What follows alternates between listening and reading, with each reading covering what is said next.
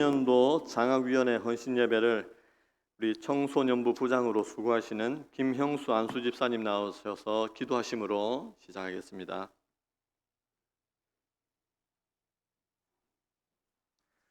다 같이 기도드리시겠습니다.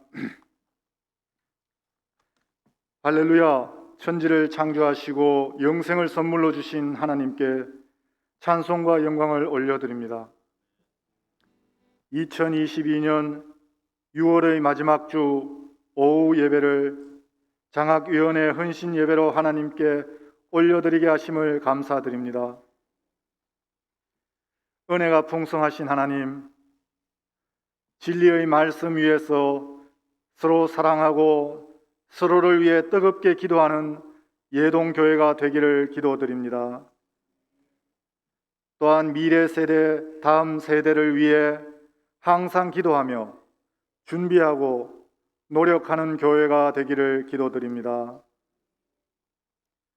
세상 가운데서 학업으로 내몰리는 친구들, 게임에 몰두하는 친구들, 하나님을 부정하는 이 세상의 학문과 문화에 흠뻑 젖어 있는 친구들에게 하나님의 진리의 말씀을 들려주어 그들의 영혼을 시원케 하며 하나님을 알고 예수 그리스도의 십자가의 사랑을 가슴에 전해주기를 기도드립니다. 전도의 길을 저희들에게 열어주옵소서. 저희 예동교회 장학사업을 위해 기도와 물질로 도와주시는 많은 교우들에게 주의 위로를 더하여 주시고 이곳에서 믿음의 용사들이 배출되어 각 분야에서 세상을 변화시키게 하옵소서. 거룩하신 하나님, 이 나라의 복음의 통로를 막혀있는 담을 열고 하나님을 인정하고 하나님을 찬송하는 대한민국이 되기를 기도드립니다. 7월에는 교회학교 학위 수련회가 다시 열릴 수 있게 하시니 감사드립니다. 재미있고 유익하며 하나님과 친해지는 계기가 될 수 있기를 기도드립니다. 말씀을 들고 오후 예배 강단에 서시는 로고스 국제 크리스천 스쿨 김두식 목사님, 성령 충만케 하시고 전하는 말씀이 능력으로 나타나 많은 성도들이 은혜와 도전을 받게 하옵소서. 우리 주님의 사랑을 주일 오후 예배 시간에 풍성히 받아 한 주간도 모든 성도가 말씀 안에서 기쁘고 평안한 삶을 살게 하옵소서. 우리를 사랑하사 우리를 위하여 자기 자신을 버리신 예수님의 이름으로 기도드립니다.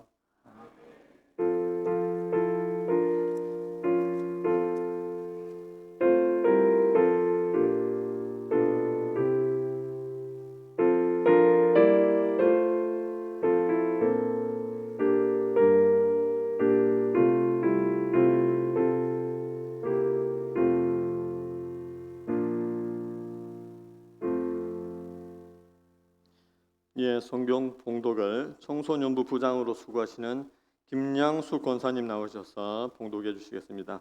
성경 고린도전서 14장 33절, 14장 40절 두 곳입니다.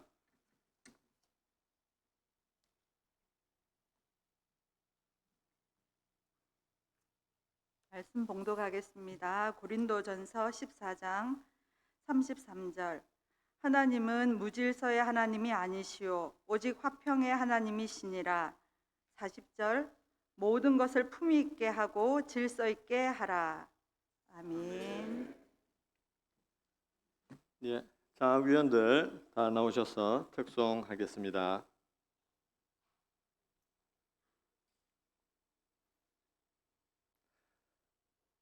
예, 장학위원들 나와서 쓰시는 동안 예동 장학 제도에 대해서 잠시 설명을 드리겠습니다. 저희 예동 장학재단은 김만중 집사님의 그 헌금을 비롯해 가지고 그 재원이 조성되어 있고요. 크게 일반 장학생과 특별 장학생이 으로 두 가지로 분류하고 있습니다. 일반 장학생은 우리 교회 학교에 다니는 학생 중에서 우리 교회 학교 청소년부 부장님 그리고 청년부 부장님께서 추천해 주시면은 심의를 거쳐서 지급을 하고 있고, 그 다음에 두 번째는 특별 장학생으로 우리 교회 학생이 아니더라도 선교 목적으로 필요하다든가 또 선교, 그 다음에 교회 내에서 특별한 봉사를 하고 있는 봉사, 그 다음에 구제, 그 다음에 서울 신학생 이렇게 네 가지 부분으로 해서 일반 장학생과 특별 장학생을 대상으로 지급을 하고 있고요. 2019년도에 정상적으로 지급하고 2020년, 21년은 코로나 때문에 지급을 하지 못했습니다. 매년마다 한 1,400만 원 정도 지출되고 있고, 현재 예동 장학계 전체 재원은 현재 보유하고 있는 게 3,400만 원 정도 됩니다. 그래서 올해도 7월,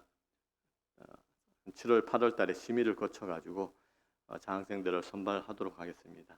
비록 교회 학교 학생들이 비록 좀 작고 그렇지만은 숫자의 문제는 아닌 것 같습니다. 한 사람이 세상이 감당할 수 없는 그런 사람으로 하나님의 뜻을 행하는 그런 사람들로 키우게 되면은 큰 하나님의 또 이 세상에 큰 기둥이 될 수 있으리라고 확신하고 있습니다. 이상 보고 드리겠습니다. 보고 마치겠습니다.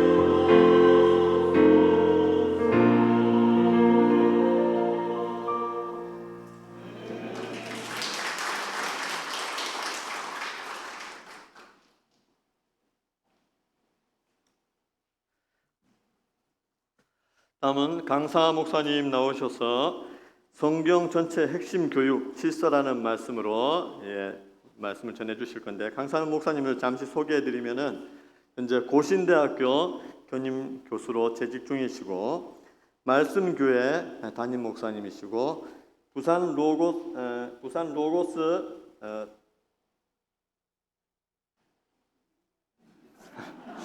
제가 이제 노안이 오네요. 부산 로고스 국제학교 교장님이십니다. 오실 때 우리 큰 박수로 환영해 주시기 바랍니다.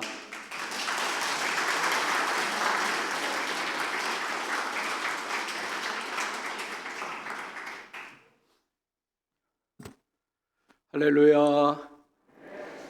제가 기억하기로 한 6, 7년 전에 우리 강기성 목사님 부임하시기 전에 제가 설교하러 한번 왔었는데 아마도 아무도 기억을 못 하실 겁니다.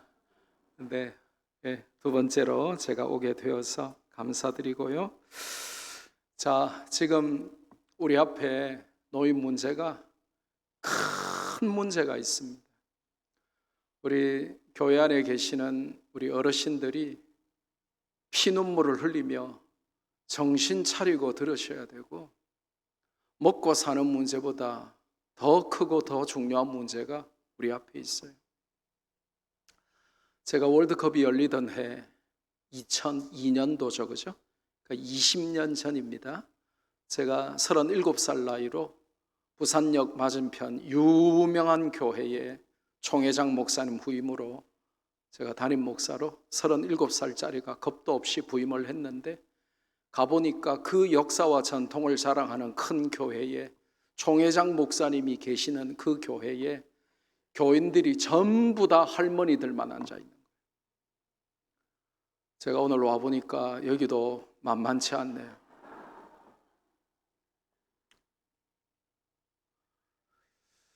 근데 자녀들이 다 많이 배우고 잘 배우고 똑똑하고 사회에서 성공했는데, 이 권사님 자녀들이, 집사님 자녀들이, 장로님 자녀들이 교회를 안 다니는 거예요. 근데 20년이 또 지났잖아요. 지금은 더합니다. 젊은이들, 청소년들이 교회에서 멸종 위기종으로 지정이 될 정도로 주일학교 없는 교회가 너무 많고 청소년부가 없는 교회가 너무 많고, 제가 매주 전국에 집회를 가보면 할머니, 할아버지들만 앉아있는 교회들이 너무 많은 거예요. 이러면 어떻게 되냐?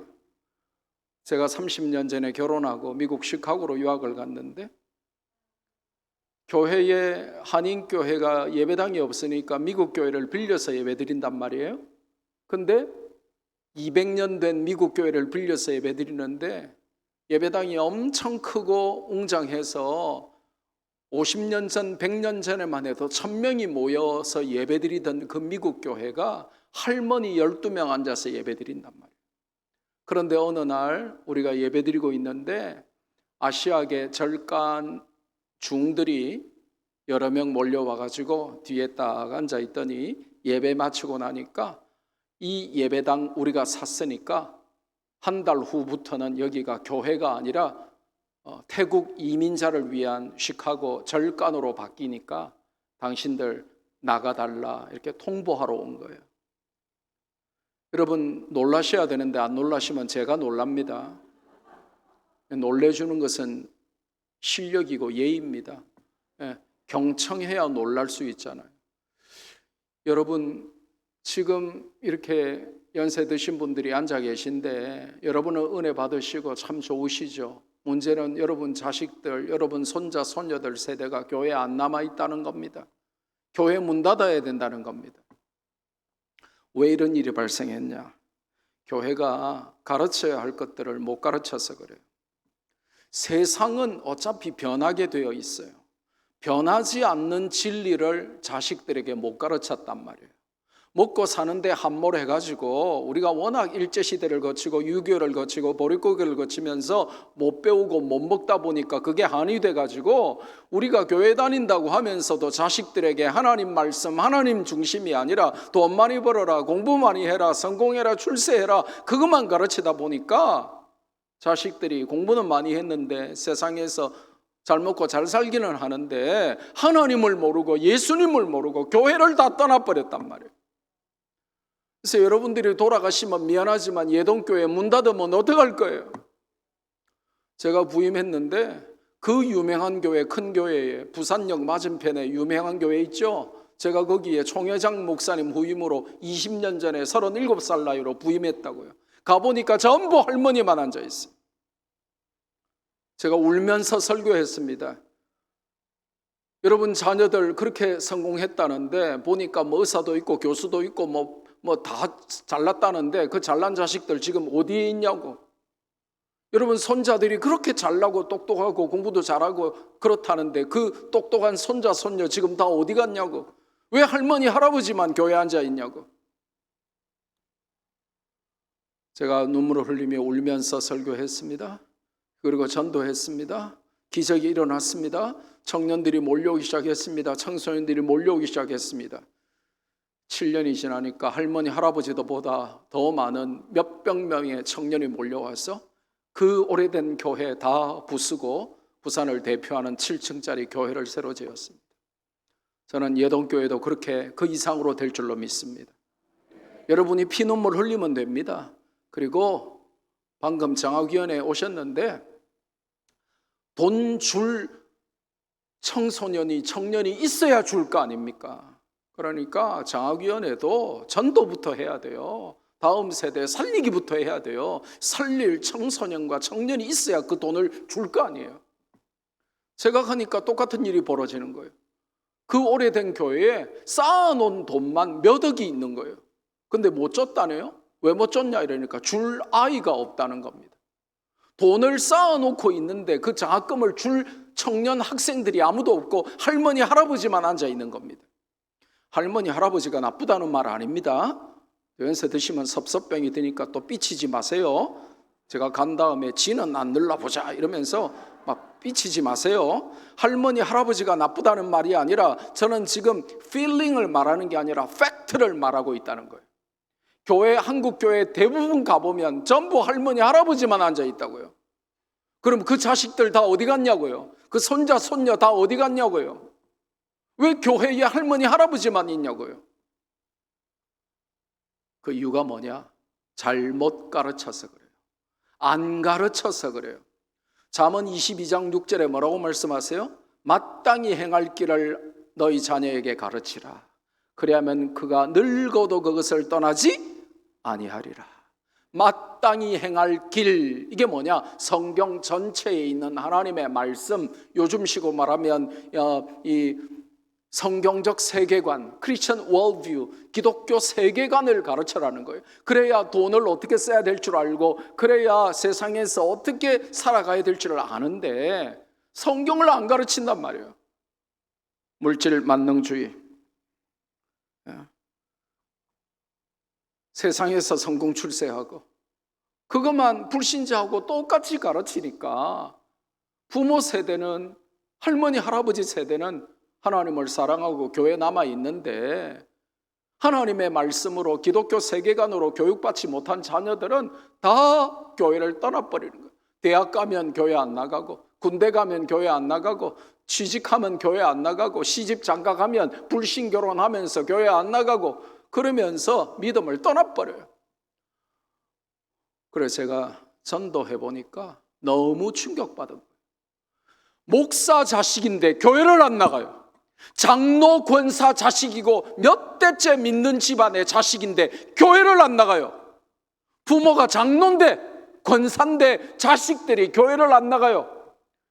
우리 할아버지가 목사예요. 우리 할아버지 할머니가 장로 권사예요. 그런 청소년들이 교회를 안 나가요. 좋은 학교 보내고 좋은 직장 가고 세상에서 성공 출세했는데 지옥 가는 것이죠. 왜요? 성경을 가르치는데 실패한 것입니다. 성경은 우리에게 명백하게 마땅히 행할 바를 너희 자녀에게 가르치라 그렇게 명령하십니다. 그런데 돈 많이 벌어라, 좋은 대학 가라, 학점 잘 받아라 그것만 가르치지 하나님을 잘 믿고 예수님을 잘 믿고 믿음 생활 잘하고 교회를 잘 섬기라고 가르치지 않는 거예요. 거기서 실패한 것입니다. 그래서 저는 오늘 짧은 시간에 이 기독교 세계관, 성경 전체가 뭐를 말씀하고 있는가 기독교 세계관을 여러분에게 가르치고 여러분이 그거를 여러분 자식들과 손자, 손녀들에게 가르쳐야 되겠구나. 내가 텔레비전 연속극 드라마만 보고 눈물 흘리고 있으면 되는 게 아니구나. 매일 TV만 기다리고 학수고대하고 있어가지고 되는 게 아니구나. 내가 내 자식들에게, 손자, 손녀들에게 내가 이걸 가르쳐야 되겠구나. 그렇게 결단하는 시간 되기를 주님의 이름으로 축복합니다. 자, 한번 띄워주세요. 방송실.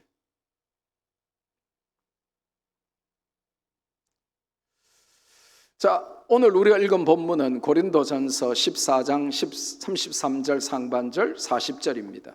33절 상반절에 보니까 하나님은 무질서의 하나님이 아니시오 오직 화평의 하나님이시라 그랬습니다. 그리고 40절은 모든 것을 품위 있게 하고 질서 있게 하라 이렇게 말씀하시죠. 이게 어려운 말씀이지만 쉽게 설명하면 이런 것입니다. 이 우리가 살아가는 포스트 모더니즘, 이 현대는 질서를 파괴하는 주장들과 문화들이 우리를 보위하고 있어요. 그러니까 여러분의 자식들이 학교 가면 성경이 말하는 대로 감사하라, 기뻐하라, 즐거워하라 이렇게 가르치지 않고 정교조가 분노 교육을 해요. 부모에게 분노하라. 그래서 부모가 일방적으로 하면 부모를 고소하라 이렇게 가르칩니다. 요즘 학교는 부모 고소해요. 그래서 아이들이 아버지가 혼내요 하고 고소하고 엄마가 밥 안 줘요 하고 고소하고 이번에 보니까 아이가 나쁜 짓 하고 밤에 안 들어오고 하니까 엄마 아빠가 너무 화가 나가지고 아파트 비번을 바꿔버리고 문 안 열어줬다고 문 안 열어줘요 하고 엄마 아빠를 고소해버렸어요. 지금 학교는 부모에게 분노하고 직장에 분노하고 그래서 회사야 망하든지 말든지 투생 해가지고 회사 없애고 데모하고 노조 만들어가지고 그리고 헬조선이라고 하면서 이게 나라냐 그러면서 나라에 분노해요. 분노하는 아이로 키우는 거죠. 그런데 성경은 감사하고 기뻐하고 즐거워하는 자녀로 키우라고 합니다. 여러분 자식들이 아무리 공부 잘해도 부모에게 막 화내고 열받고 부모에게 우씨 이러면서 뭐 어쩌라고 이러는 자식들은 미안하지만 그거는 인간 안 되는 것입니다. 아무리 공부 잘하고 예쁘고 뭐 날씬하고 뭐 그래도 부모에게 함부로 하는 자식은 미안하지만 그 인간 안 되는 것입니다. 공부 좀 못해도 하나님을 경외하고 부모에게 효도하도록 자식을 가르쳐야 돼요. 그래서 이 포스트 모더니즘은 질서를 파괴하는 시대입니다. 그런데 성경은 아니요 아직 그 앞에 거 하나님은 질서의 하나님이세요. 그래서 질서는 대외적으로는 화평하고 상관이 있다라고 말씀하시고 개인적으로는 품위하고 상관이 있어요. 그래서 질서 있는 사람을 보면 아주 품위가 있어요. 저도 이제 50대 후반이 되니까 조금 이제 사람을 보는 눈이 조금 생기는데 품위 있는 사람들은 한결같이 질서의 사람들. 근데 품위 없고 형편없고 함부로 말하고 함부로 행동하고 막 하는 사람들을 보면 날리는 사람들을 보면 무질서한 사람들이에요. 그래서 성경은 이 질서라고 하는 것이 대외적으로는 화평과 상관이 있고 그러니까 러시아처럼 우크라이나 침공해버리고 이렇게 화평을 깨버리고 또 개인적으로는 이것이 품위, 그 사람의 품위하고 상관이 있는 것이고 하나님은 질서의 하나님이고 성경 전체는 하나님의 질서를 가르치는 것이기 때문에 우리가 우리 자식들에게 황금 만능주의만 가르치지 말고 성공 출세만 가르치지 말고 입신양명만 가르치지 말고 하나님의 질서가 가득한 성경의 기독교 세계관을 가르쳐야 된다. 그 말을 하려고 오늘 제가 온 것입니다. 그러려고 제가 기독교 학교를 세웠고 그 학교에 지금 강구현이라고 하는 학생이 전교 1등 한단 말이에요.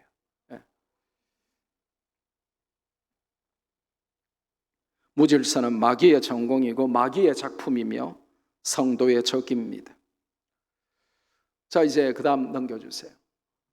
포스트 모더니즘은 절대자를 부정해요. 그리고 절대 진리를 부정합니다. 그리고 이것도 되고 저것도 되고 뭐 꼭 내 것만 진리가 아니고 네 것도 진리다 그러면서 다원주의와 상대주의와 또 극단적인 개인주의를 강조하는 시대가 왔어요.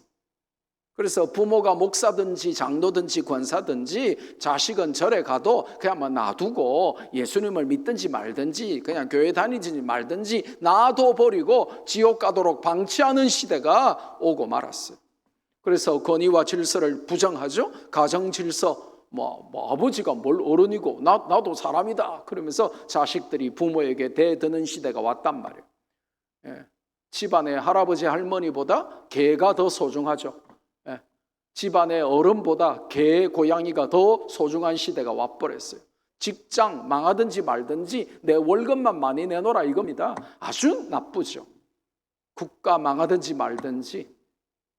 그래서 이 모든 권위와 질서를 부정하는 것이 마귀의 작품이고 이것이 바로 우리가 살아가는 이 포스트 모더니즘이라고 하는 시대의 특징이에요.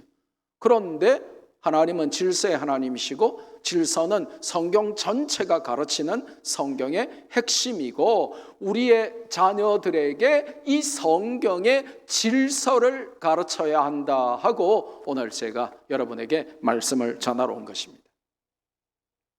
그 다음 그러면 저는 10가지 질서를 가르칠 건데요. 첫 번째로 그 다음 하나님의 창조 질서를 좀 가르치려고 합니다. 그 다음 창세기 1장 26절에서 28절에 보니까 하나님이 이르시되 우리의 형상을 따라 우리의 모양대로 우리가 사람을 만들고 그들로 바다의 물고기와 하늘의 새와 가축과 온 땅과 땅에 기는 모든 것을 다스리게 하자 하시고 하나님이 자기 형상 곧 하나님의 형상대로 사람을 창조하시되 남자와 여자를 창조하시고 하나님이 그들에게 복을 주시며 하나님이 그들에게 이르시되 생육하고 번성하여 땅에 충만하라 땅을 정복하라 바다의 물고기와 하늘의 새와 땅에 움직이는 모든 생물을 다스리라 그렇게 말씀하셨습니다. 하나님은 창조 세계에 질서를 부여하시고 하나님의 질서 가운데 온 우주 만물을 창조하셨습니다. 하나님이 그냥 랜덤으로 되는 대로 하나님이 그냥 알아서 적당하게 대충 지어놓고 하나하나 보충하신 것이 아니라 하나님의 모든 디자인 가운데 하나님의 질서 안에서 온 우주 만물을 창조하시고 하나님의 질서 안에서 이 온 우주 만물이 움직이게 하신 것입니다. 찰스 다윈이 캠브리지 대학 신학과를 나왔어요. 신학과 나와봤자 뭐하냐 이거예요. 1859년 The Origin of the Species 이 종의 기원이라고 하는 책을 써가지고 진화론을 만들어서 하나님을 대적했죠. 성경은 하나님이 천지를 창조하셨다. 그리고 사람을 하나님의 형상으로 창조하셨다. 그리고 남자와 여자로 창조하셨다. 생육하고 번성하고 충만해라. 생육하려면 결혼해야 되겠죠. 그런데 요즘 이 젊은 청년들을 보면 가관이죠. 하나님의 창조 질서에 정면으로 반기를 들고 결혼 안 하겠다는 것입니다. 지가 안 하고 싶다고 안 할 수 있는 게 아니고 하나님이 결혼해서 생육하고 번성해서 땅에 충만하고 땅을 정복하라고 결혼하라고 하나님이 명령하셨어요. 근데 지가 안 하겠대요.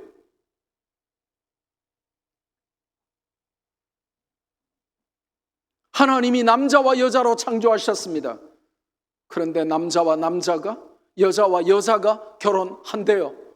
하나님의 창조 질서에 정면으로 반기를 들고 너무 충격적인 것은 교회 안에 있는 정신 못 차리는 청년과 학생들이 동성애가 뭐가 나빠서 이러고 있는 거예요. 성경을 모르니까, 하나님의 창조 질서를 모르면 이런 일이 발생한다는 거예요. 그래서 여러분의 자녀들에게 하나님의 창조 질서를 알려주시고, 사람은 남자와 여자라만 창조됐지 제3의 성은 없다 이거예요. 지금 차별금지법이 통과된 유럽과 미국은 어떻게 된 줄 아십니까? 남자, 여자, 화장실 구분 없습니다. 그냥 막 들어갑니다. 남탕, 여탕 구분 없습니다. 나 오늘 기분이 좀 별로야. 나 오늘 여자 할래. 그러면 남자가 여탕 들어가는 겁니다. 하나님이 남자와 여자로 사람을 창조하셨어요. 그런데 남자와 여자가 결혼하게 하셨어요. 그런데 하나님의 창조 질서에 역행하는 젊은이들이 많고 부모 세대가 하나님의 창조 질서를 안 가르쳐서 그렇단 말이에요. 그리고 하나님의 창조는 시간대로, 시간별로 하나님이 다 창조를 하셨죠. 하나님의 창조는 질서적입니다. 무질서가 없다 이것입니다. 그 다음, 그러면 하나님이 창조하신 가운데 남자와 여자가 생육하고 번성하라고 하셨는데 동성애는 성경적인가? 젊은이들이 고민하고 우리 사회의 가장 큰 화두로 떠오른 것에 대해서 교회가 다음 세대들에게 답을 줘야 되는데 어른들도 모르고 교회가 안 가르치니까 심지어 정부가 동성애 차별금지법 만들어가지고 이제는 목사가 동성애가 죄입니다, 성경이 금지합니다 하면 징역 3년, 벌금 5천만 원 물리겠다는 거예요. 교회가 잠잠하니까 이런 일이 벌어지는 거예요. 여러분 자식들이 동성애자일 가능성도 많아요. 왜냐? 교회가 안 가르쳐 주니까 왜 여자끼리 남자끼리 하면 어때? 이제 당장 여러분 아들이 며느리감이라고 남자 데려온다니까요. 당장 여러분 딸이 사위감이라고 여자 사위 데려온다니까요. 왜요? 교회가 잠잠해서 다음 세대들에게 하나님의 창조 질서 안에 남자와 여자를 창조하시고 남자와 여자가 결혼하게 하셨다, 동성애는 죄다 하는 성경을 안 가르쳤단 말이에요. 그러면 다양한 가족 형태, 그게 성경적인가요? 아니라는 걸 가르쳐야죠. 공교육이 지금 초등학교 유치원에서부터 아이들에게 학문 성교 가르치고 있는 거 아십니까? 예? 정말 웃기죠. 예. 그런 시대가 왔는데 교회는 잠잠하고 성경적 하나님의 창조 질서에 대해서 침묵하니까 교회 다닌다고 하면서도 동성애 편들고 있고 차별금지법이 뭐가 나쁘냐 이러고 있는 젊은 세대가 나온다는 것이죠. 그 다음, 그러면 동성애가 왜 그렇게 나빠요? 하나님이 왜 하지 말라고 하셨어요? 남자와 남자, 여자와 여자가 성관계하면 안 된다고, 그게 죄라고 하나님이 왜 금지하셨어요? 자, 에이즈가 야기되죠. 요즘 전 세계를 공포에 떨게 하는 원숭이 두창, 99.99999%가 남자 동성애자들끼리의 성관계에서 원숭이 두창, 이 망키박스라고 하는 게 지금 전파되고 있어요. 그런데도 그 원숭이 두창 퍼뜨리는 차별금지법, 일명 이름만 좋은 평등법, 그거를 8번이나 국민들이 반대해서 부결시킨 거를 또 통과시키겠다고 다수당이 지금 또 올려놨단 말이에요. 그러면 하나님의 창조 질서에 정면으로 반기를 드는 자들이 과연 우리가 지지해야 되는 사람들인가 생각 잘해야 된다는 거예요, 성도들이. 그 다음, 생명 질서입니다. 하나님이 우리에게 생명의 질서를 주셨어요. 그 다음, 시편 71편 6절에 보니까 내가 모태에서부터 주를 의지하였으며 나의 어머니의 배에서부터 주께서 나를 택하셨사오니 나는 항상 주를 찬송하리이다. 시편 139편 13절 주께서 내 내장을 지으시며 나의 모태에서 나를 만드셨나이다. 누가복음 1장 15절 이는 그가 주 앞에 큰 자가 되며 포도주나 독한 술을 마시지 아니하며 모태로부터 성령의 충만함을 받아라고 말씀하십니다. 여러분 심장이 언제부터 뛰는 줄 아세요? 의사들의 말을 들어보니까 좀 빠른 녀석은 6주 만에 뛰고요. 아무리 늦은 녀석도 7주 안에는 뛴대요. 성경은 태아를 언제부터 생명으로 보냐? 수정된 그 순간부터 생명으로 봅니다. 근데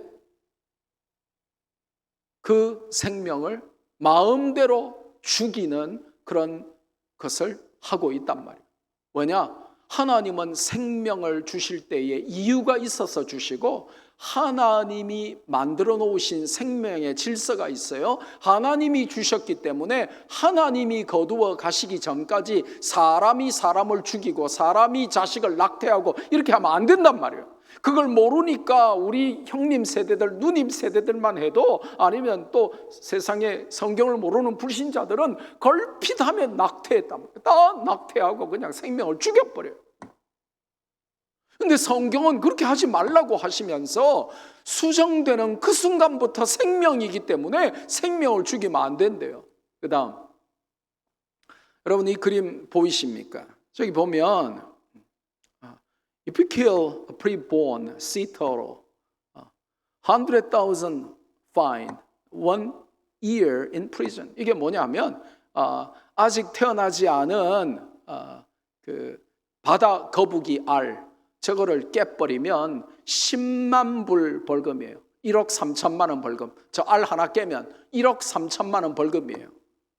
그리고 1년간 감옥에 가요. 더 심한 거는 그 밑에 보면 If you kill a preborn bald eagle, 미국의 대머리 독수리, 미국을 상징하는 이 대머리 독수리 알 하나 깨면 25만 불 벌금에, 그러니까 거의 한 3억 정도 벌금을 내고 그리고 감옥에 2년 가요. 알 하나 깼다고. 한국은 동물을 학대하면 개를 괴롭히거나 고양이를 괴롭히면 징역 3년입니다. 문제는 태아를 죽이면 그 밑에 나와 있죠. If you kill a preborn human being, no penalty. 태아를 죽이면 아무 벌이 없는 거예요. 개 한 대 걷어 찼다고 징역 3년이고, 알 하나 깼다고 벌금 3억 물리고 징역 2년이나 보내고 하는데 사람을 죽였는데 괜찮단 말이에요. 이런 사악한 시대를 살아가는 거예요. 그 다음, 그럼 우리는 성경에 비추어서 우리의 자녀 세대, 다음 세대들에게 정확하게 우리도 알고 가르쳐야 되는 게 뭐냐면 낙태는 성경적이지 않단 말이에요. 그리고 사유리로 인해서 촉발된 비혼 출산, 이게 뭐냐면 결혼 안 하고 나는 남자는 피곤하고 남자는 지겨우니까 나는 남편 따위는 필요 없고 그냥 귀여운 아기만 필요해. 그래서 남편 없이 정자만 받아서 아이를 낳는 비혼 출산. 그러니까 결혼 안 하고 가정을 만들지 않고 남편 따위 필요 없고 자식만 키우겠다, 이런 비정상적인 비혼 출산, 이런 게 성경적인가? 성경적이지 않다 이거예요. 하나님이 만드신 결혼 제도를 정면으로 부정하고 아버지 없는 가정을 양산해서 엄마하고 자식만 있는 사회를 자꾸 만들어가는 것은 성경적이지 않단 말이에요. 그거를 자녀들에게 가르쳐야 성경적인 세계관으로 무장해서 결혼하고 싶을 거 아닙니까? 근데 결혼을 하든지 말든지 니 알아서 해라 이래버리거든요. 니 알아서 해라 하면 안 돼요. 귀에 못이 앉도록 수천 수만 번을 자꾸 닥달하면서 결혼하라고 말해야죠. 근데 니 알아서 해라 이러면서. 뭘 지 알아서 해? 성경적 세계관이 없는데, 성경을 모르는데, 그러니까 불신자하고 똑같이 사는 거예요. 그 다음, 세 번째로는 구원의 질서입니다. 넘겨주세요. 하나님은 구원에도 질서를 세우셨어요. 요한복음 3장 16절, 하나님이 세상을 이처럼 사랑하사 독생자를 주셨으니 이는 그를 믿는 자마다 멸망하지 않고 영생을 얻게 하려 하심이라. 하나님이 만드신 구원의 질서는 공자나 석가나 소크라테스를 통해서 구원을 주시는 것이 아니라 그 아들 독생자 예수 그리스도를 믿음으로만 구원을 주시는 질서가 하나님의 구원의 방법으로 주어진 것입니다. 요한복음 14장 6절 예수께서 이르시되 내가 곧 길이요 진리요 생명이니. 저는 이 번역에 심히 유감인 사람입니다. 헬라어 원문에는 이렇게 안 돼 있어요. 이렇게 안 돼 있고 길, 진리, 생명 이 한글로 길이라고 번역된 저 단어, 진리라고 번역된 저 단어, 생명이라고 번역된 저 단어 앞에 헬라어 정관사 헤이라고 하는 게 붙어져 있어요. 영어로는 정관사 더하고 같은 겁니다. 그러니까 정관사 더를 언제 쓰냐 하면 오직 유일한 것 앞에 써요. 헬라어도 마찬가지입니다. 그러니까 헤이 호도스, 헤이 알레이데이아 호조에이라고 하면서 길, 진리, 생명 앞에 각각 정관사 헤이가 붙어서 이게 뭐냐 하면 바로 그 유일한 이런 뜻이거든요. 그러니까 정확한 헬라어 원문의 성경은 내가 바로 그 유일한 길이요, 내가 바로 그 유일한 진리요, 내가 바로 그 유일한 생명이다. the only 그런 뜻의 정관사가 붙어 있는데 한글 번역하면서 빼버렸어요. 내가 그 유일한 단 하나의 진리가 있다면 바로 그 진리가 나으며, 생명이 단 하나 있다면 그 생명이 나다. 길이 이 세상에 단 하나가 있다면 바로 내가 바로 그 길이다. 예수님이 그렇게 말씀하셨거든요. 그 번역이 너무 약한 거죠. 하나님이 구원을 주실 때 구원의 방법으로 주신 질서는 예수님이라고 하는 질서밖에 없다는 거예요. 그 외에 다른 모든 것은 무질서라는 거예요. 그러니까 여러분 자식들이 아무리 명문대학 나오고 좋은 직장 다녀도, 아무리 키 크고 잘생기고 예쁘고 세상에서 성공 출세해도 예수님 안 믿으면 미안하지만 여러분 자식 지옥 가고, 아무리 좋은 대학 나와도 여러분 자식 교육 실패했다는 거예요. 자식 교육 실패했다니까 되게 기분 나쁘시죠? 여러분 자식들 좋은 대학 나와가지고 세상에서 다 성공 출세해가지고 어깨 힘주고 다니는데 제가 지옥 간다 그러니까 굉장히 기분 나쁘시죠? 예수님 안 믿는데 뭐. 교회 안 다니는데 뭐. 세상이 더 좋은데 뭐. 하나님의 구원 질서는 예수님을 통하지 않고는 없어요. 사도행전 4장 12절에도 다른 이로서는 구원을 받을 수 없나니 천하 사람 중에 구원을 받을 만한 다른 이름을 우리에게 주신 일이 없음이라. No other names but the name of Jesus. 예수님 이름 외에 다른 이름이 없어요. 이게 구원을 향한 하나님의 질서, 구원 질서는 오직 예수님, 이거를 가르쳐야 돼요. 여러분 자식들이 영어 좀 못해도 됩니다. 여러분 자식들이 뭐 이름도 빛도 없는 대학 가도 됩니다. 그런데 지옥 가면 안 될 거 아니에요.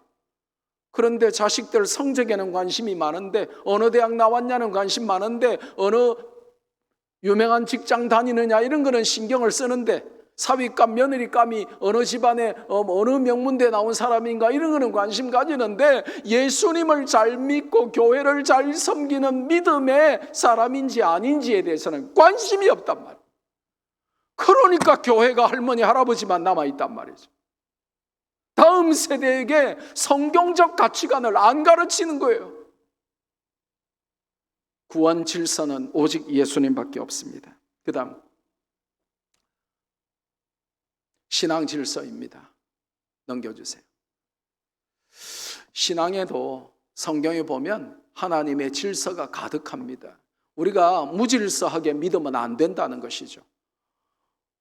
고린도전서 10장 31절 그런즉 너희가 먹든지 마시든지 무엇을 하든지 다 하나님의 영광을 위하여 하라 하셨습니다. 하나님 중심, 성경 중심, 교회 중심의 신앙, 이게 신앙 질서입니다. 여러분이 무엇을 하든지 하나님 영광을 위하여 하십시오.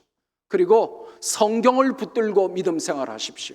성경이 말씀하지 않는 거 자꾸 자녀들에게 말하면 안 돼요. 돈 많이 벌어라. 물론 없는 것보다 낫지. 근데 돈을 왜 벌어야 하는지는 안 가르쳐주고 돈 많이 벌어라 이러는 겁니다. 나중에 제가 경제 질서 성경에 나오는 대로 설명하겠지만 그러면 돈이 우상이 돼버려요. 그러면 돈 많이 못 버는 직업은 시시하고 사기를 쳐도 도둑질을 해도 돈 많이 벌고 그러면 뭐 좋은 것인 줄 착각하게 돼버리는 거예요. 그리고 교회 중심, 믿음 있다 그러면서 코로나라고 교회도 안 나오죠. 예. 이제는 대면 예배가 시시하고 그냥 집에 앉아가지고 그냥 잠옷 입고 그냥 비대면으로 하는 걸 더 좋아하죠. 교회 중심의 신앙, 이게 성경이 한결같이 우리에게 말씀하시는 거예요. 저는 우리 아이들에게, 제 아들이 이제 29살, 딸이 26살, 그런데 제 아이들에게 항상 하는 말이 그겁니다. 니네들이 이제 엄마 아빠의 품을 떠나서 이제는, 지금까지는 엄마 아빠가 교회 목사니까 아빠 교회 다녔지만 이제부터 니네들은 니네들의 직장을 따라 또 멀리 사니까 니네들이 그 지역에 있는 교회를 다닐 텐데 그 교회에서 목사님이 가장 신뢰하고 사랑하고 일을 어떤 일이라도 맡기고 싶은 그런 사람으로 봉사해라. 그 교회가 너를 가장 필요로 하는 사람이 되라. 교회에 거치는 사람 되지 마라. 교회에서 어깨 힘주고 교회에서 큰 소리 치고 교회에서 자존심 내세우고 교회에서 내가 어른인데 하는 그런 사람 말고, 목사님이 시키면 열 일이라도 내가 어떤 일이라도 감당하겠다. 교회 모든 재정은 내가 감당하겠다. 내가 교회에 모자라는 거는 내가 다 하겠다. 그런 자세로 헌금하고 봉사하고 충성하고 섬겨라. 그래서 나중에 김두식 목사님 아들이었구나, 김두식 목사님 딸이었구나, 어쩐지 이래야 되는데, 저거는 저가부지는 좀 유명한데 저것들은 도대체 뭐고, 저것들은 이래 되면 엄마 아빠가 얼마나 부끄럽겠냐. 그러니까 교회 중심으로 잘 섬겨라. 아무리 믿음 좋은 척 해도 교회에서 안 섬기면 그거 말짱꽝이다, 제가 가르칩니다. 결국 신앙의 질서는 뭐냐? 하나님 중심으로, 성경 중심으로, 교회 중심으로 섬기는 거예요. 그 다음, 자, 저 깃발 한번 보세요. 색깔이 3개 있죠. 백색, 녹색, 흑색이 있죠. 저 백녹 흑의 종교라고 불리는 게 바로 이슬람교입니다. 이슬람교는 평화로울 때는 흰색 옷을 입습니다. 그러니까 우리는 평화의 종교야 그러면서 전부 처음 만나면 흰색 옷을 다 입고 우리는 평화를 사랑해 그러면서 우리는 아주 좋은 사람들이야 그러면서 흰색 옷을 입어요. 자신들은 평화를 추구한다고 기만할 때 나타내는 색이죠. 그들은 소수일 때 흰색 옷을 입어요. 위장용이죠. 또 그들의 집과 가게는 전부 초록색입니다. 여러분 이슬람 국가에 가서 집을 보세요. 가게를 가보세요. 전부 초록색입니다. 하지만 그들이 검은색 옷을 입으면 전쟁을 선포하는 것입니다. 샤리아라고 하는 것은 뭐냐면 이슬람의 율법이에요. 남자가 이혼이라고 3번 이혼 그러면 그 자리에서 이혼이 성립됩니다. 여자는 이혼이라고 외치는 순간 맞아 죽어요. 여자는 이혼 외칠 수도 없어요. 여러분 지금 혹시 오늘 부부싸움 하시고 온 분이 계시면 옆에 있는 사모님에게 째려보면서 이혼 이래보세요. 맞아 죽어요. 그런데 이슬람교에서는 남자가 아내를 향하여 이혼 그러면 법적으로 완벽합니다. 바로 이혼입니다. 그리고 손가락 굵기, 저는 손이 좀 많이 작고 얇은 편인데 어떤 분은 악수하다 보면 손가락이 뭐 이렇게 굵은 분도 있잖아요. 그럼 자기 손가락 굵기의 매로 아내를 때리는 것은 허용이 돼요. 그러니까 항상 이슬람 남자들은 아내를 구타하며 살죠. 왜냐? 법이 허용하니까요. 그러니까 오늘 여기 앉아 계신 분은 감사해야 돼요. 한국에 태어났고 이슬람이 아니라 교회 안에서 여러분이 있는 것을 감사해야 됩니다. 도둑은 어떻게 하죠? 도둑은 어떻게 할까요? 손을 절단해요. 간음하면 어떻게 될까요? 바람 피다가 잡히면 어떻게 될까요? 돌로 던져서 죽여버려요. 그러니까 신앙의 질서가 없는 거죠. 예. 이렇게 무시무시한 종교가 이슬람인데 위장하고 속이는 거죠. 성경은 질서의 책입니다. 그래서 하나님 중심으로 질서를 잡고, 성경 중심으로 질서를 잡고, 교회 중심으로 질서를 잡아라, 이거를 가르쳐주고, 여러분도 알아야 되고 여러분 자식들에게도 알아야 여러분 돌아가셔도 여러분 자식들이, 손자 손녀들이 대를 이어서 교회에 충성할 거 아닙니까? 그 다음 가정 질서입니다. 하나님은 가정에도 질서를 주셨어요. 넘겨주세요. 에베소 5장 22절, 아내들이여 자기 남편에게 복종하기를 주께 하듯 하라. 근데 안 그러죠. 남편 자 몰라 그러죠. 이유가 있죠. 이는 남편이 아내의 머리됨이 그리스도께서 교회의 머리됨과 같으니라. 24절에 그러므로 교회가 그리스도에게 하듯이 아내들도 범사에 자기 남편에게 복종해라 하셨어요. 아내들 아멘 하시기 바랍니다. 그리고 남편들에게 남편들아 아내 사랑하기를 그리스도께서 교회를 사랑하시고 그 교회를 위하여 자신을 주신같이 하라. 그러니까 남자들이 실수하는 게 뭐냐? 내가 일하는 기계가, 돈 버는 기계가 내가 벌어가지고 다 갖다 줘야 되나? 예, 다 갖다 줘야 돼요. 그리스도께서 교회를 위하여 피 흘려 살찢고 몸버려 모든 것을 다 주신같이 그렇게 남편들은 아내를 사랑해라고 하잖아요. 근데 아내가 남편을 교회가 그리스도에게 복종하듯이 복종해야 그래야 되는데 안 하면서 내놓으라고만 하면 갖다 주지 마세요.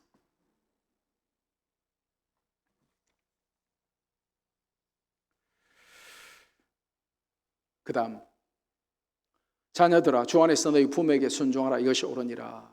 내 아버지 어머니를 공경하라. 이것은 약속이 있는 첫 계명이니. 사실은 약속이 있는 첫 계명이면서 마지막 계명이죠. 이래서 내가 잘 되고 땅에서 장수하리라. 출애굽기 20장에 보면 10계명 나오죠. 근데 출애굽기 20장에는 장수만 약속해요. 효도하면. 그런데 에베소서 6장에는 장수 플러스 형통, prosperity, 이 형통까지 추가해서 약속해요. 왜 그럴까요? 안 지키는 기라. 그러니까 당근책으로 그래 막 장수뿐만 아니라 너가 그래 좋아하는 성공 출세 형통까지 줄 테니까 부모에게 잘해라. 여러분 교육이 뭔 줄 아세요? 세상 사람들은 인간 만드는 게 교육이라고 해요. 그게 교육입니다. 의미가. 그런데 기독교 교육은 뭐냐? 하나님을 경외하고 부모에게 효도하고 이웃을 사랑하고 복음 전하는 사람으로 만드는 게 교육이에요. 하나님 사랑하고 부모에게 효도하는 것. 그러니까 여러분 자식이 아무리 좋은 대학 나오고 삼성, 현대, LG 이런 거 다녀도 여러분 자식들이 지 잘나서 그렇게 된 줄 알고 부모 무시하고 부모에게 불효 막심하면 미안하지만 자식 교육 실패한 거예요. 그 자식은 절대로 장수하지도 형통하지도 못할 겁니다. 그러니까 여러분 자식 교육 똑바로 해야 돼요. 자식이 부모보다 먼저 가는 거 보고 싶지 않으면 효도하라고 가르쳐야 돼요. 아멘 안 하시지? 여러분 자식들이 여러분보다 먼저 죽으면 좋겠어요? 아니잖아요. 그 아멘 하셔야죠. 효도해야 장수한다는데, 효도해야 형통한다는데 그 자식들이 모르잖아요. 그럼 이거 가르쳐야 돼요? 안 가르쳐야 돼요? 가르쳐야죠. 억지로라도 가르쳐서 엎드려서 절받기라도 해야죠. 근데 자식들이 말이죠, 지 잘나서 그래야 된 줄 알고 부모에게 효도 안 하거든. 부모를 무식하다고 생각하거든. 부모 말을 들으려고 생각도 안 하거든. 우리 애들만 봐도요. 여기 이제 29살, 26살 그런데 아빠는 박사학위 받은 지가 23년이 지났고 이래봬도 아빠가 생기기는 못 생겨도 미국에서 박사를 받은 사람인데 대학 교수만 23년째 하고 있는데 이것들이 꼭 지가 잘났다는 기라. 저가 더 많이 안다는 기라. 웃긴다니까요, 요새 아들이.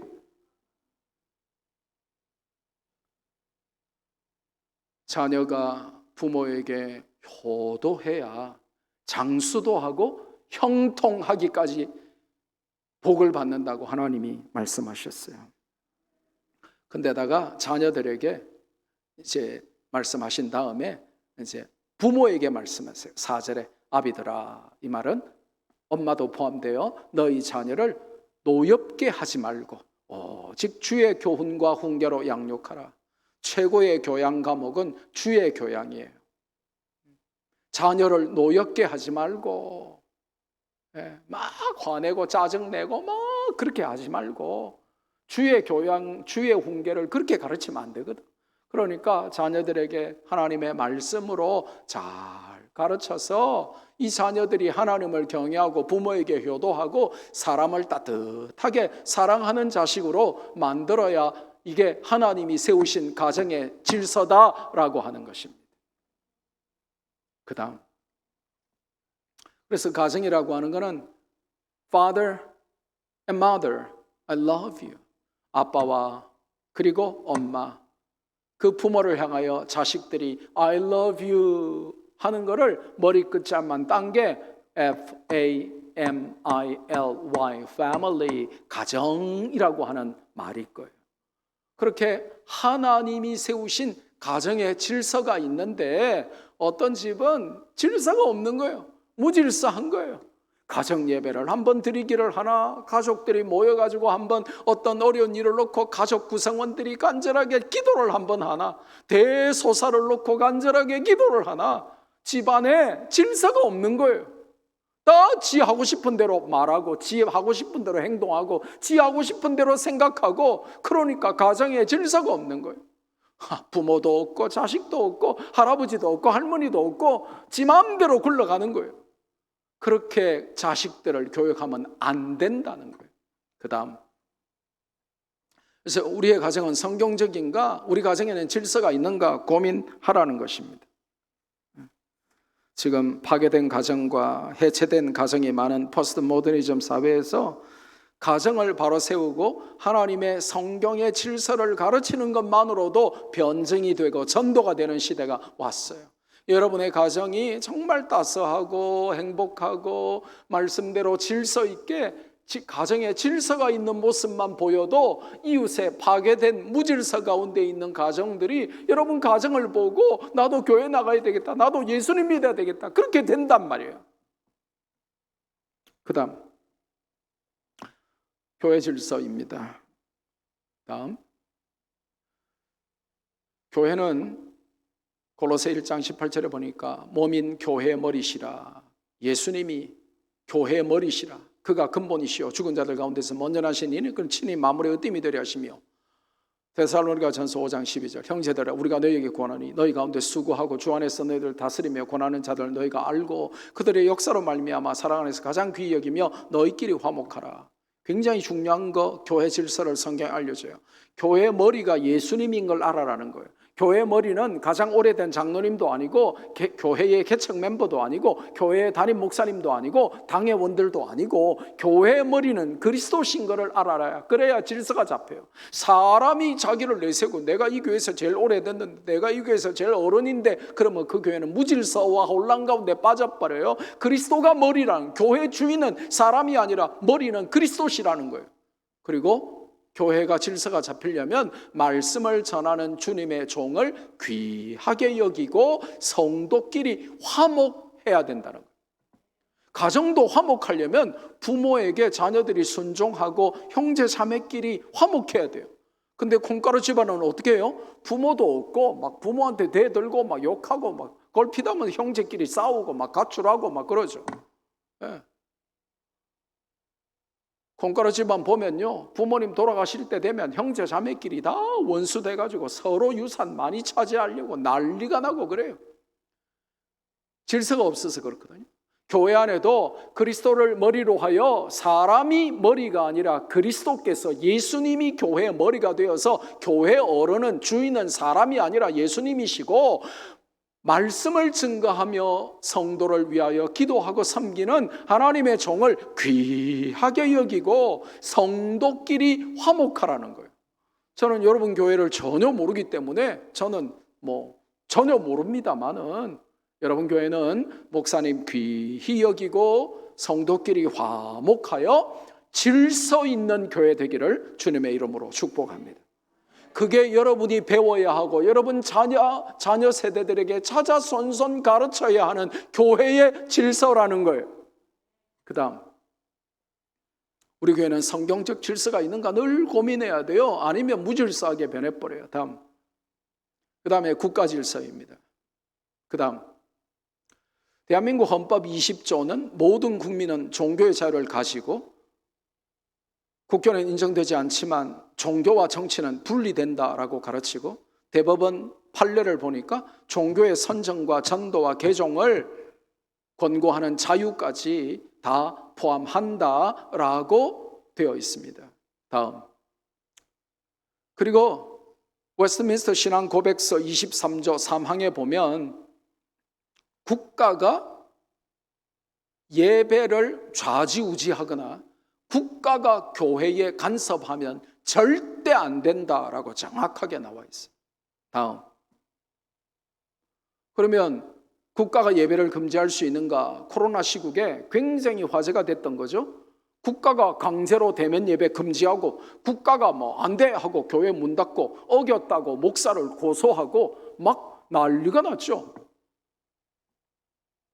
미국은 연방대법원 슈프림 코트에서 국가가 대면 예배를 전면 금지한 것은 위헌이다라고 하고 미국 모든 주에서 교회에 배상해라 하고 판결했습니다. 우리나라도 며칠 전에 2022년 6월 10일 날 대면 예배 제한은 불법이다 하고 처음으로 판결이 나왔습니다. 헌법에 명시된 종교와 예배의 자유, 가장 우리나라 법의 상위법 헌법에 명시된 그거를 보건법을 가지고, 말하자면 가장 위에 있는 법을 무시하고 저 발가락에 있는 보건법을 가지고 교회 대면 예배 전면 금지 이렇게 하는 것은 있을 수가 없다는 거예요. 그럼 왜 이런 일이 벌어졌냐? 절대 다수의 성도들이 겁먹고 쫄아가지고 입 닫고 국가가 시키니까 해야지 이러고 있으니까 이런 일이 벌어진 거예요. 안 된다라고 노라고 했었어야죠. 절대 안 된다라고 했어야죠. 저는 이렇게 못생겼지만 저는 용기는 있거든요. 우리 교회는 코로나 기간 동안에 단 한 번도 예배 안 드린 적 없습니다. 왜냐? 공무원 찾아오면 제가 쌍욕하고 덤빕니다. 헌법에 돼 있는데 무슨 소리 하냐 이거. 당신 책임질 수 있냐? 그러면 다 도망갑니다. 왜? 공무원은 책임지기 싫어하거든. 공무원이 제일 무서운 게 자기 책임질까 하는 거거든. 네가 책임질래? 네 이름 뭔데? 그러면 다 도망가요.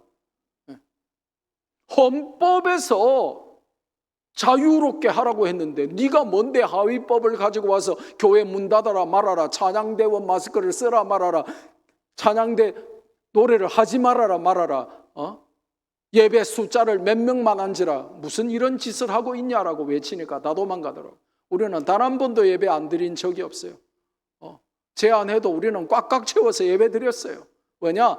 국가가 예배를 금지할 근거가 없어요. 법이 없습니다. 이거를 자녀들에게 안 가르쳐주면 자 앞으로 원숭이 두창 이제 또 코로나 재유행 뭐 올 때마다 그러면 다 예배 안 드려야 되겠네. 그러면 미안하지만 이제 교회 다 사라져요. 왜? 비대면 드리면 되는데 뭐 집에서 잠옷 입고 자다가 뭐 그냥 켜놓고 예배 드린지 마는지 그냥 줌으로 하면 되는데 교회 왜 올 겁니까?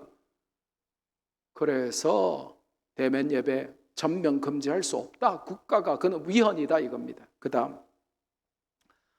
학문 질서입니다. 넘겨주세요.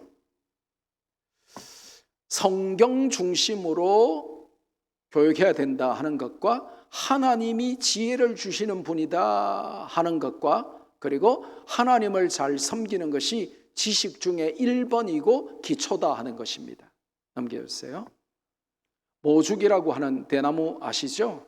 이 모죽이라고 하는 것은요 5년 동안 싹이 안 나요. 그런데 5년 후에 싹이 일단 딱 나면 5년 동안 안 나던 싹이 나기 시작하면 하루에 30에서 80cm까지 자랍니다. 그리고 높이가 30m까지 쑥쑥 자라요. 뿌리가 4km에 걸쳐서 뿌리가 나 있습니다. 5년 동안 내공을 쌓고 내실을 다지는 치열한 준비 끝에 그렇게 4km의 뿌리를 뻗고 30m까지 자라죠. 5년 동안 죽은 줄 알았는데 말이에요. 망고는요, 첫 열매 맺기까지 7년이 걸립니다. 그런데 그 7년 동안 잘 가꾸어주면 딱 첫 열매를 맺고 난 그 다음부터는 그 망고나무 하나로 자식들 전부 학교 다 보내요. 그게 망고나무죠. 학문의 성실한 준비를 통해서 어느 순간 이 퀀텀 도약, 양자 대도약이라고 학문 세계에서는 말하죠. 이런 대도약, 이 퀀텀 립을 할 수 있는 대도약을 할 수 있는 그것이 성경 안에 학문의 질서 가운데 숨겨져 있어요. 성경을 잘 공부하고 하나님이 후하게 주시고 꾸짖지 아니하는 지혜를 구하며 공부하고 그리고 하나님을 경외하는 것이 넘버원 지식인 줄 알고 공부하면 하나님이 그렇게 해주시겠다는 거예요. 넘겨주세요. 넘겨주세요. 9번째는 경제질서입니다. 넘겨주세요. 돈을 추구하며 살지 말라 이거예요. 넘겨주세요.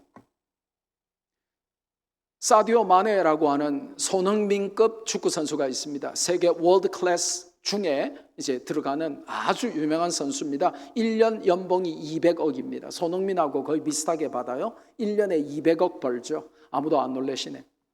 그런데 이제 여태까지 세계 최고의 리그 영국 EPL에서 리버풀에서 뛰다가 이제 다음 시즌부터 독일로 민헨으로 옮겼는데 이 사디오 마네가 어느 날 공항에서 이 핸드폰 들고 가는 게 기사들에게 포착됐는데 저 한 장의 사진이 온 세계에 그냥 충격을 준 겁니다.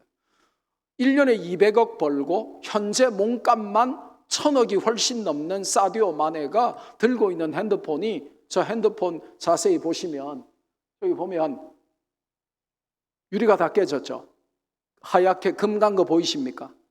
다 유리가 깨진 핸드폰 들고 다니는 거예요. 왜 그러냐 이러니까 이 한마디가 사람들을 충격에 빠뜨려요. 나는 세네갈 사람인데 아프리카 세네갈에는 굶어 죽는 사람이 너무나 많고 아이들이 학교도 못 다니는데 내가 다른 유명한 선수들처럼 자가용 비행기를 몰고 페라리 몇십억짜리 차를 몇 대씩이나 가지고 있고 다이아몬드 황금 시계 몇 억짜리를 차고 다닐 이유가 뭐가 있냐? 나는 세네갈에 있는 가난한 아이들에게 학교를 지어주고 그들에게 밥을 공급하는 것만 해도 나는 모자란다. 여러분 자식들에게 돈이 우상이 되지 않도록 가르쳐야 돼요. 그 다음 고신대 제자 중에 총학생 회장했던 송주연이라고 또 그리고 나은비라고 하는 제자들이 있습니다. 이 아이들이 결혼하기 전에 약속을 합니다. 우리 결혼 웨딩 드레스는 5만 원짜리 해입자. 그리고 모든 축의금과 모든 허례 허식 이런 거는 다 안 하고 돈을 모으자. 그래서 결혼에 들어갈 돈을 하나도 안 쓰고 모아요. 근데 교회 안에서도 보면 허례허식 좋아하는 사람들 많거든요. 최고급 호텔에서 어마어마하게 막 돈을 많이 들여가지고 막 예단을 엄청 해주고 또 엄청 받으려고 기대했다가 못 미치면 이혼시키고 막 그런 사람들 교회 안에 많아요. 그러니까 그는 크리스찬의 삶이 아닙니다. 아주 간소하게 아무것도 돈 안 들게 아주 작게 그렇게 해야 돼요. 근데 얘네들이 그렇게 한 거예요. 그리고는 돈을 모았어요. 예식장 들어갈 돈, 할 돈 다 모은 거예요. 그리고는 4천만 원 모아가지고 아프리카 우간다의 교실 4채로 학교를 지었습니다. 그리고는 이 아이들이 그 교실 4채로 지은 학교에 방문을 해요. 그리고는 그 4채밖에 없는 교실에서 공부하는 학생들에게 너무 도전받고 은혜받고 충격받아서 평생을 나눔 커뮤니티를 만들어서 사람들에게 모아가지고 아프리카에 지금 학교를 몇 개나 지었습니다. 돈은 그렇게 하려고 버는 거예요. 그거를 자식들에게 가르쳐란 말이에요. 안 그러면 죽이고 속이고 도둑질하고 뺏고 해서라도 지 잘 먹고 잘 살고 낭비하고 호의호식하려고 돈을 모으는 아주 나쁜 사람들. 이게 성경이 말하는 이 경제의 질서입니다. 다음, 마지막 신체 질서. 다음, 시간이 제가 마쳐야 되는 시간이 됐기 때문에 신체 질서는 뭐냐? 영혼의 단련, 영적인 단련과 함께 육신의 단련도, 운동도 열심히 여러분 자식들에게 시키라는 거예요. 다음, 왜냐? 여러분 자식들이 지금 게임 중독이라서 바깥에를 안 나가요. 여러분 자식들이 부모 자는데 밤새도록 게임해요. 그러다 보니까 비만족이 폭발해가지고 소화 당뇨가 많아지고 아이들이 몸이 다 허약해가지고 옛날에는 가난했지만 못 먹었지만 악으로 깡으로 뛰었는데 요즘은 너무 많이 먹어가지고 비만해가지고 애들이 뛰지도 못하고 운동도 못하고 애들인데 벌써 이게 다 죽어가요. 그래서 육신이 허약하고 멘탈까지 바닥인 경우가 많기 때문에 운동시키면서 영혼의 단련이 가장 중요할 뿐만 아니라 육신의 단련도 잘 시키라고 성경이 명령해요. 그래서 이 모든 것이 기독교 세계관, 성경이 말씀하시는 하나님의 질서 안에 포함되어 있으니까 우리의 자녀들에게 하나님의 질서, 기독교 세계관을 가르쳐야 할머니, 할아버지만 남아있다가 마지막에 교회 팔고 절간에 파는 그런 미국과 유럽의 전철을 밟지 않는다. 이게 오늘 저의 핵심이에요. 장학위원회가 돈 많이 만들어가지고 아이들에게 돈만 주는 게 중요한 게 아니라 다음 세대들에게 성경의 질서, 기독교 세계관을 가르쳐야 된단 말이에요. 그러기 위해서는, 가르치기 위해서는 여러분이 알아야 되잖아요. 알기 위해서는 배워야 되잖아요. 그래서 오늘 하나님이 이 말씀을 주셨다. 기도하겠습니다. 좋으신 아버지, 짧은 시간에 부족한 종이 성경 전체에 등장하는 하나님의 질서, 기독교 세계관을 증거했습니다. 성도들의 마음에 새겨지게 하시고 또 이 교회의 다음 세대들에게 하나님의 질서, 기독교 세계관을 가르쳐서 교회가 날이 갈수록 다음 세대들이 몰려드는 교회가 되게 해 주옵소서. 예수님의 이름으로 기도드립니다. 아멘. 참 듣기 어려운 말씀, 귀한 말씀, 꼭 필요한 말씀을 전해주신 목사님 정말 감사합니다. 우리 큰 박수로 목사님 감사합니다. 고맙습니다. 찬송가 582장 우리 함께 찬송합니다. 이 나라 이 민족 하나님 나라를 위하여 인재들을 키워내는 우리 교회 되도록 마음의 고백을 담고 함께 찬양하겠습니다. 어두운 밤 마음에 잠겨 역사의 어둠 짙었을 때에 계명성 동쪽에 밝아 이 나라 여명이 왔다. 고요한 아침의 나라 빛 속에 새롭다. 이 빛 삶 속에 얽혀 이 땅에 생명감 놓아간다. 옥토에 뿌리는 깊어 하늘로 줄기같이 섰을 때 가지잎 엄마를 헤여 그 열매 만민이 산다. 고요한 아침의 나라 빛을 부른다. 하늘 씨앗이 되어 역사의 생명을 이어가리. 맑은 샘 줄기 용솟아 거칠은 땅에 흘러 적실 때 기름진 푸른 벌판이 눈앞에 활짝 트인다. 고요한 아침의 나라 새하늘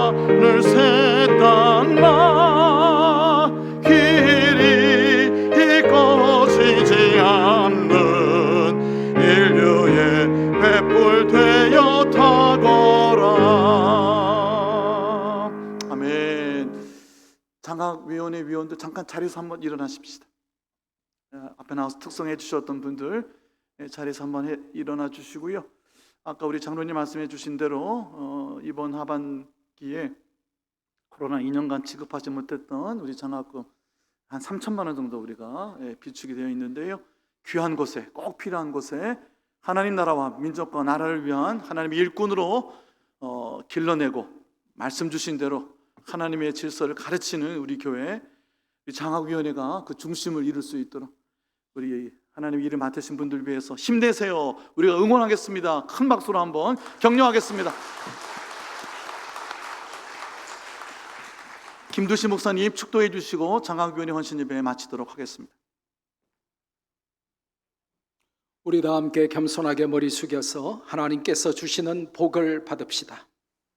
주 예수 그리스도의 은혜와 하나님의 사랑과 성령의 교통하심이 말씀 듣고 하나님의 성경적 세계관으로 성경에 등장하는 모든 질서를 다음 세대에 가르쳐 그들이 대외적으로는 화평한 사람이 되고 개인적으로는 품위 있는 사람이 되어 이 땅의 무질서한 세상에 그리스도의 복음을 전하는 하나님의 사람들로 우리의 자녀 또 손자 손녀 세대를 키워내기를 소원하는 머리 숙인 예동교회 모든 성도들과 또 그 일에 앞장서는 장학위원들 머리 위에 이제로부터 영원토록 함께 있을지어다.